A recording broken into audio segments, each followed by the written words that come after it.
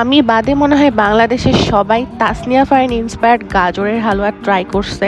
আমি কেন বাদ থাকবো, তো ভাবলাম আমিও আজকে ট্রাই করে ফেলি। So hello everyone, welcome to my another cooking video. খুবই খারাপ রকমের ঠান্ডা লাগছে, স্টিল আমার নাক দুটো বন্ধ হয়ে আছে, আমি এইভাবেই কথা বলছি। তো কারোর কাছে যদি আমার ভয়েসটা শুনতে খুব খারাপ লাগে, ইগনোর করতে পারেন আর আমার সুন্দর দৃষ্টিতে দেখবেন।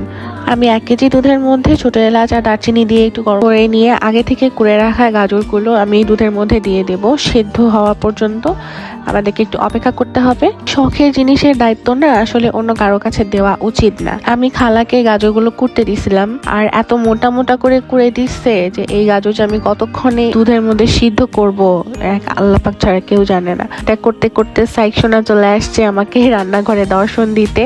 ও অ্যাকচুয়ালি আমাকে ওয়াশরুমে খুঁজতে গেছিল, অনেকক্ষণ ধরে ডাকাডাকি করছিল। এরপরে এই তো এখন আমরা দুজনে মিলে রান্না করতেছি। গাজর সিদ্ধ হতে হতে এদিকে আমি মাওয়াটা রেডি করে ফেলবো। আমি আসলে এর আগে কখনো গাজরের হালুয়াতে মাওয়াটা ইউজ করি নাই, এটাই আমার ফার্স্ট টাইম। আর ফারিনের ভিডিওতেই প্রথম আমি এই মাওয়া রেডি করাটা দেখছি।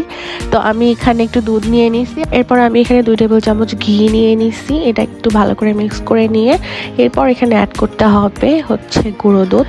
আমি মার্কসের ফুল ক্রিম মিল্ক পাউডারটা ইউজ করছি। আমি যেহেতু কোনো কোয়ান্টিটি জানি না কতটুকুন ইউজ করতে হবে, সো আমি এখানে 4 টেবিল চামচের মতো গুঁড়ো দুধ ইউজ করছি মাওয়াটা রেডি করার জন্য। এরপর একটু সুন্দর করে মিক্স করে দিয়ে একটা পারফেক্ট ঘনত্বে আসা পর্যন্ত আমাদেরকে ওয়েট করতে হবে। নাড়তে নাড়তে কিছুক্ষণের মধ্যেই মাওয়াটা আমার ঘন হয়ে আসে, অ্যান্ড আই থিঙ্ক এটা অলমোস্ট রেডি হয়ে গেছে। Oh my god, just look at this mawa, it looks so delicious. আমার কাছে মনে হচ্ছিল আমি শুধু মাওয়াটাই এমনি এমনি খেয়ে ফেলি।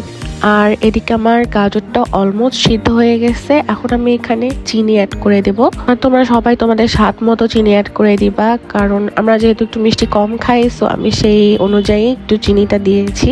আচ্ছা, একটা জিনিস মিস হয়ে গেছে, এটা হচ্ছে মাওয়াটা রেডি করার সময় আমি ওখানেও 1.5 চামচ মতো চিনি অ্যাড করছিলাম। চিনিটা অ্যাড করার পরে আবার কিছুক্ষণ নেড়ে চেড়ে রেখে দিব। চিনিটা গাজরের সাথে একদম ভালোভাবে মিক্স হয়ে যাওয়ার পরে আমি এখানে মাওয়াটা দিয়ে সুন্দর করে ছড়াই দিব, আর আস্তে আস্তে করে একটু মিক্স করে দিব। মাওয়াটা অ্যাড করার পরে যে এত ইয়াম্মি লাগতেছিল গাজরের হালুয়াটা দেখতে, যা বলার মতো নয়। আর মাওয়ার টেস্টের কথা তো নাই বললাম। এরপরে আমি এখানে কিছু ড্রাই ফ্রুটস অ্যাড করে দিলাম। ব্যাস, আমার গাজরের হালুয়া রান্না একদম শেষ, and this is the final look.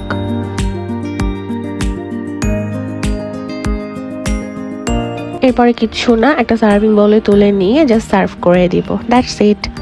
Just look at this, it looks so yam.